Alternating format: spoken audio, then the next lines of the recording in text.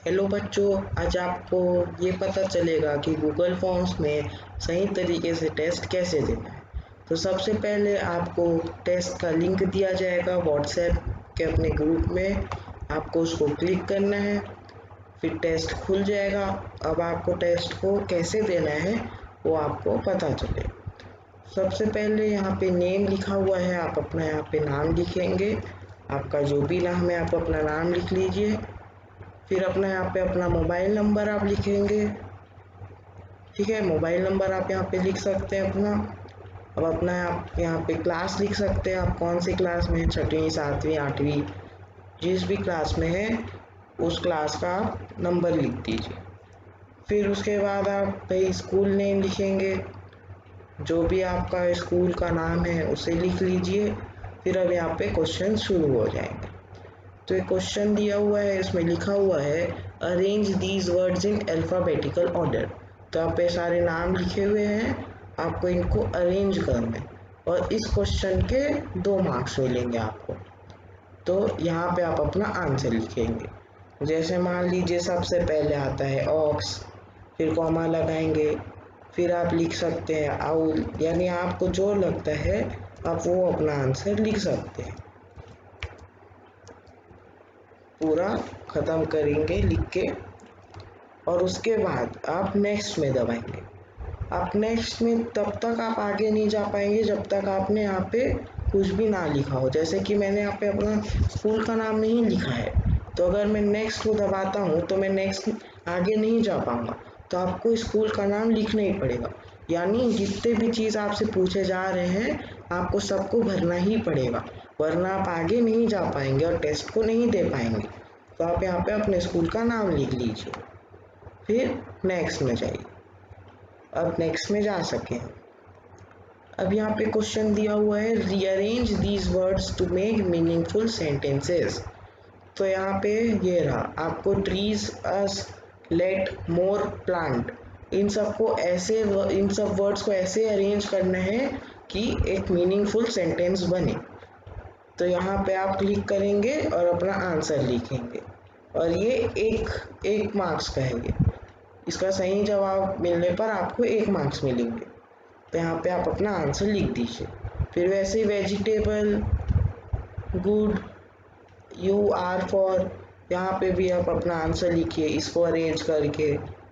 फिर यहाँ पे मिली, गर्ल, टॉकेटिव, इज, यहाँ पे भी आप अपना आंसर लिख लीजिए। Ram wearing blue shirt is a, यहाँ पे भी आप अपना आंसर लिख लीजिए।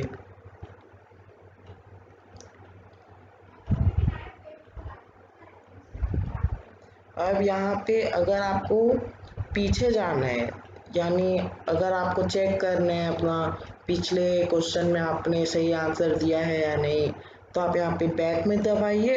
और अगर आपको आगे देना है, आगे और क्वेश्चंस आपको ठीक लगते कि आपने जितना दिया सही है, तो आप आगे नेक्स्ट में क्लिक करके अगले क्वेश्चंस करें।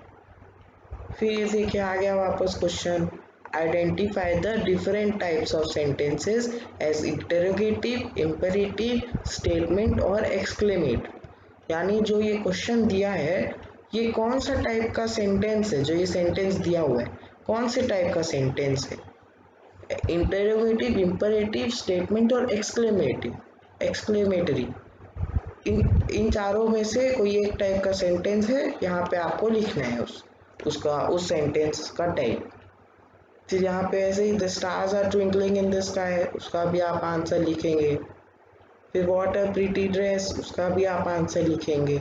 हु आंसर्ड दिस क्वेश्चन, उसका भी आप आंसर लिखेंगे। और जब तक आप किसी भी एक क्वेश्चन का आंसर नहीं देंगे आप आगे नहीं जा पाएंगे। तो आपको आंसर देना ही पड़ेगा, तभी आप इस टेस्ट को दे पाएंगे और सबमिट कर पाएंगे। फिर अगला क्वेश्चन है pick out any one noun in the sentences. यानी ये सेंटेंस है, इसमें से कोई सा भी एक नाउन आपको यहाँ पे लिखना है। अब इस सेंटेंस में बहुत नाउन्स हो सकते हैं, तो आपको उनमें से कोई भी एक नाउन लिखना है। आप कुछ भी लिख दीजिए। फिर ऐसे ही honesty is the best policy, इसमें भी आपको कोई एक नाउन को लिखना है, आप कुछ भी लिख सकते हैं। फिर नेक्स्ट में दबाएंगे। Name the type of noun of the bracket word, यानी जो वर्ड ब्रैकेट के अंदर लिखा हुआ है वो कौन सा टाइप का नाउन है, आपको ये यहाँ पे लिखना है। जैसे यहाँ पे क्राउड लिखा हुआ है तो क्राउड कौन सा टाइप का नाउन है, उसे आपको यहाँ पे लिखना है। अब यहाँ पे रेड फोर्ट है दूसरे क्वेश्चन में, तो रेड फोर्ट कौन सा टाइप का नाउन है आपको यहाँ पे लिखना पड़ेगा। फिर नेक्स्ट में दबाइए। अगला क्वेश्चन है fill in the blanks with a, an और द। तो यहाँ पे क्वेश्चन लिखा हुआ है, यहाँ पे ब्लैंक है, तो इस ब्लैंक में क्या आएगा, ए, एन या द, वो आपको यहाँ पे लिखना है। जैसे मान लीजिए यहाँ पे ए आएगा तो आपने ए लिख दिया, ऐसे यहाँ पे एन आ गया, यहाँ पे भी ए आ गया, जो आपका मन करे आप यहाँ पे लिख दीजिए ए, एन या द में से, सोच समझ के लिखिए। फिर नेक्स्ट में दबाइए। अब right opposite gender of these pictures, ये पिक्चर है,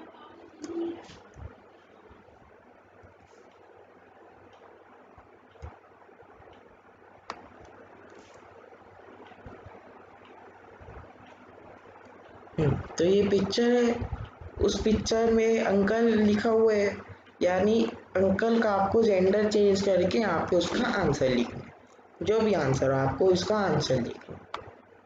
फिर फॉक्स है, फॉक्स का अपोजिट जेंडर जो है वो आपको यहाँ पे लिखना है। फिर लिखने के बाद नेक्स्ट में दबाइए। अगर आप नहीं लिखेंगे तो आप आगे नहीं जा पाएंगे। Right opposite number of these picture, यानी यहाँ पे ऑक्स लिखा हुआ है, एक ऑक्स है तो आपको प्लूरल फॉर्म में लिखना है, जैसे 2 ऑक्स 3 ऑक्स, तो आप यहाँ पे अपना आंसर लिख सकते हैं, जो भी आंसर। फिर वुमेन लिखा हुआ है तो आपको इसका प्लूरल फॉर्म लिखना है, आपको इसका प्लूरल फॉर्म लिखना है, तो इसका प्लूरल फॉर्म जो भी होगा आप यहाँ पे लिख देंगे। फिर आखिरी में आपके पास आएगा सबमिट का ऑप्शन। अगर आपको चेक करना है तो आप बैक कर सकते हैं, अपने वापस आप आंसर्स चेक कर सकते हैं, और अगर आपको लगता है कि आपने सब सही करा है तो आपको सबमिट कर देना, सबमिट में क्लिक करना, आपका रिकॉर्ड सबमिट हो चुका है। अब यहाँ पे 2 ऑप्शन आएंगे, व्यू स्कोर और सबमिट अनदर रिस्पॉन्स।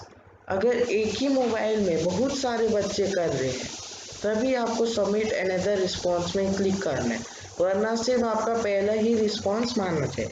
अब जैसे आपने सबमिट अनदर रिस्पॉन्स में क्लिक करते हैं तो आप वापस उसी टेस्ट को दोगे, तो आपको अपना नाम अलग लिखना है, मोबाइल नंबर भी अलग लिखना है, क्लास और स्कूल नेम फिर भी सेम हो सकते हैं, नेम और मोबाइल नंबर आपको वापस लिखना है। तो उम्मीद है बच्चों आपको समझ आया होगा।